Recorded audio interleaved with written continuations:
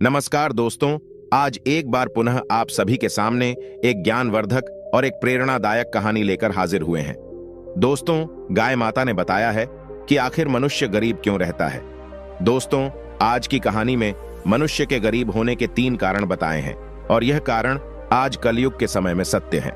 तो दोस्तों, आज की यह कहानी बड़ी ही ज्ञानवर्धक और बड़ी ही प्रेरणादायक है।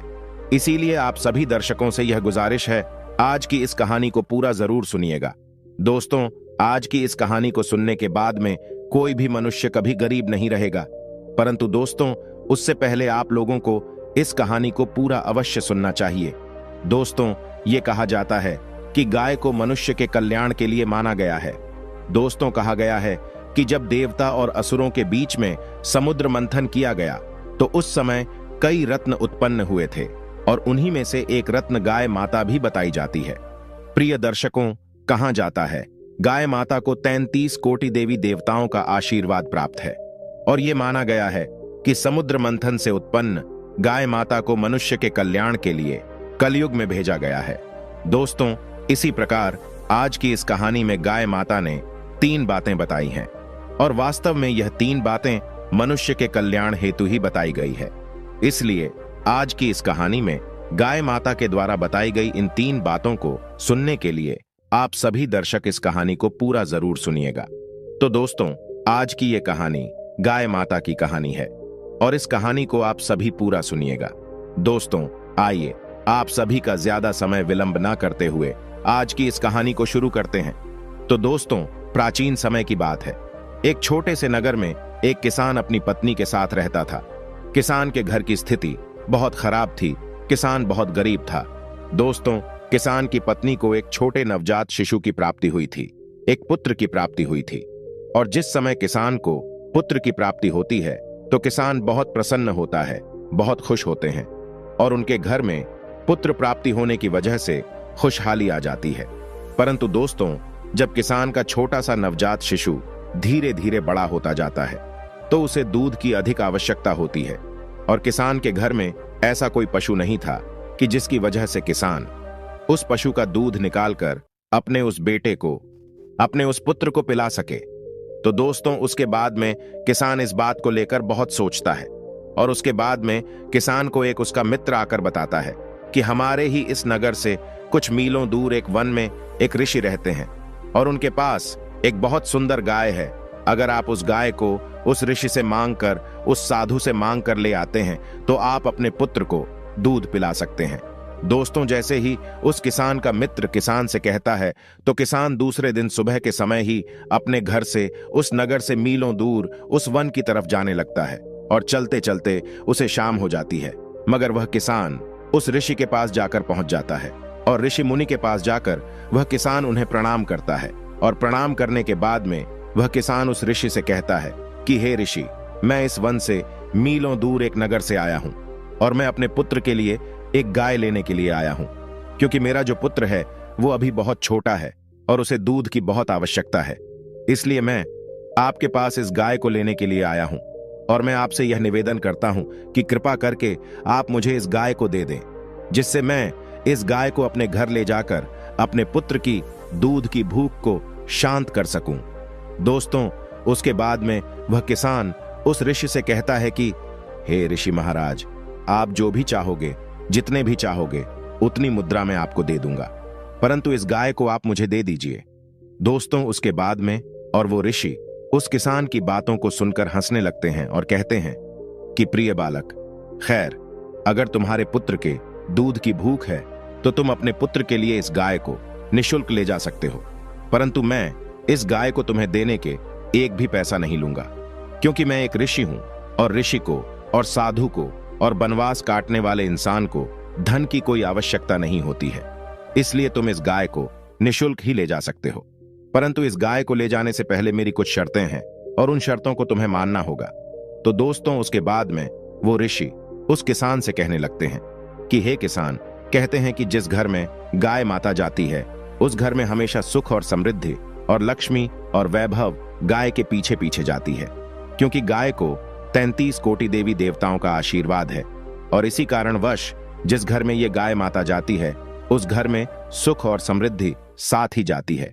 इसलिए तुम हमेशा इस गाय को इसकी भूख के उपरांत भोजन, चारा और पानी और इसके रहने और बैठने की व्यवस्था समय समय पर और ठीक ठाक रखना।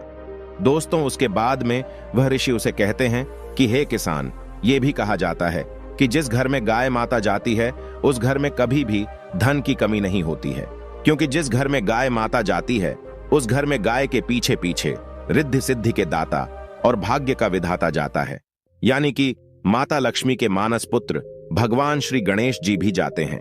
इसलिए तुम इस गाय को रोज सुबह उठते ही एक रोटी अवश्य खिलाया करना।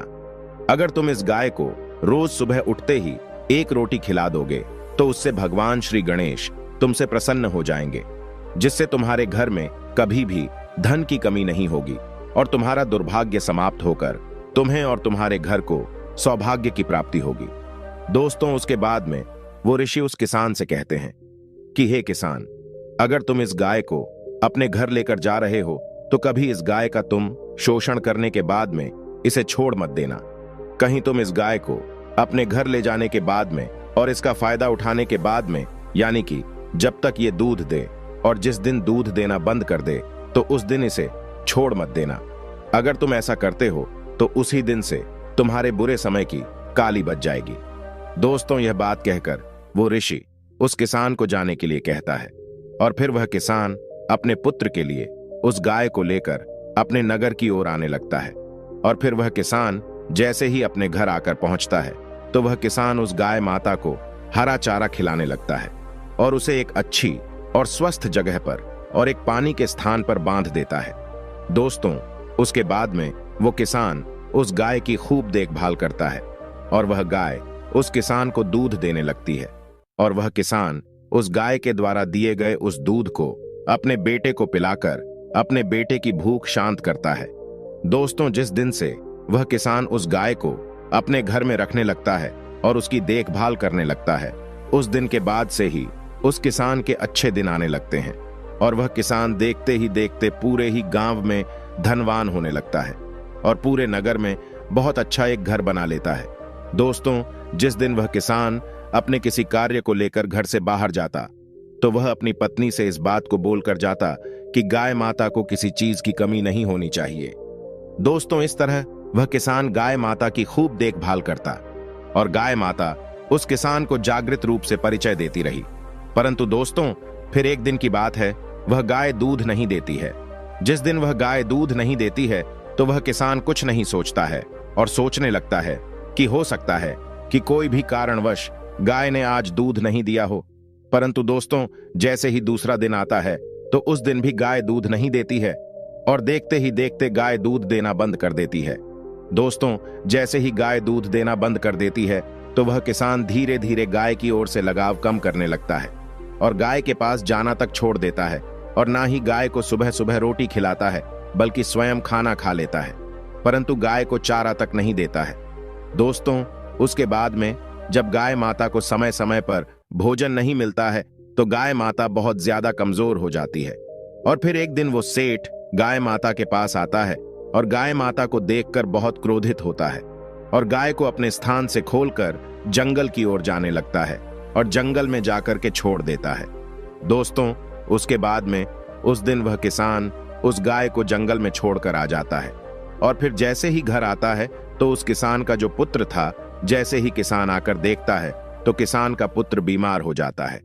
दोस्तों, जैसे ही किसान का पुत्र बीमार होता है तो उस समय किसान के पास बहुत धन होता है, तो उस समय किसान अपने पुत्र को एक अच्छे वैद्य के पास लेकर जाता है और वैद्य के पास ले जाकर वैद्य से कहता है कि हे वैद्य महाराज, मेरे पुत्र का स्वास्थ्य बहुत खराब हो चुका है, आप चाहो जितना धन ले लेना, मगर मेरे पुत्र को कुछ भी नहीं होना चाहिए।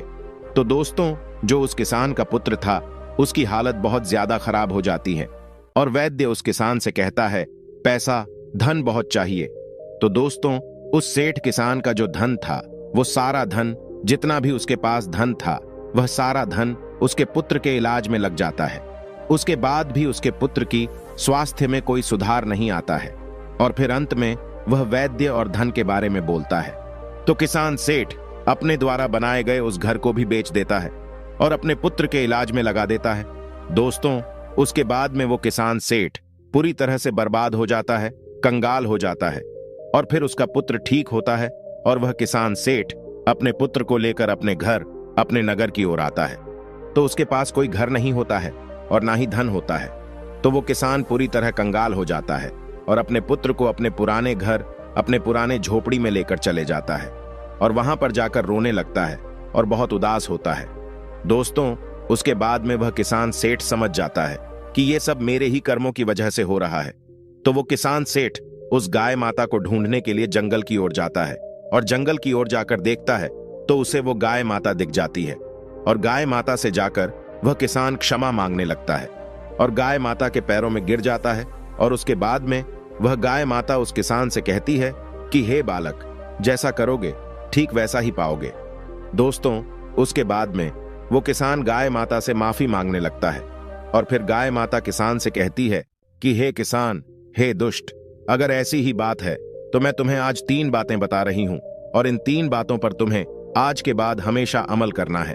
तो दोस्तों, उसके बाद में गाय माता उस किसान को 3 बातें बताने लगती हैं और कहती हैं, हे किसान, पहली बात, कभी भी किसी भी मनुष्य को अपने मित्र के साथ छल नहीं करना चाहिए, क्योंकि जो मनुष्य अपने मित्र के साथ छल करता है या फिर अन्य किसी व्यक्ति के साथ छल करता है या फिर उसका शोषण करता है, उसका फायदा उठाता है, वह मनुष्य, वह इंसान अपने जीवन में कभी सुखी नहीं रहता है। क्योंकि जो मनुष्य दूसरे के भाग्य का छीन कर खाता है, वो भोजन उसके पेट में कभी नहीं भाता है। इसलिए कभी भी किसी भी मनुष्य को किसी के साथ छल और उसका फायदा नहीं उठाना चाहिए। दोस्तों, उसके बाद में गाय माता दूसरी बात बताने लगती है कि कभी भी हमें अपने समय पर, अपने धन पर और अपने मन पर अपनी इच्छाओं को हावी नहीं होने देना चाहिए। क्योंकि जो मनुष्य अपने समय पर और अपने धन पर और अपने आप पर गर्व करता है, वह मनुष्य हमेशा जीवन में कहीं ना कहीं अवश्य ही ठोकर खाता है। क्योंकि दोस्तों, हर मनुष्य का समय एक जैसा नहीं होता है।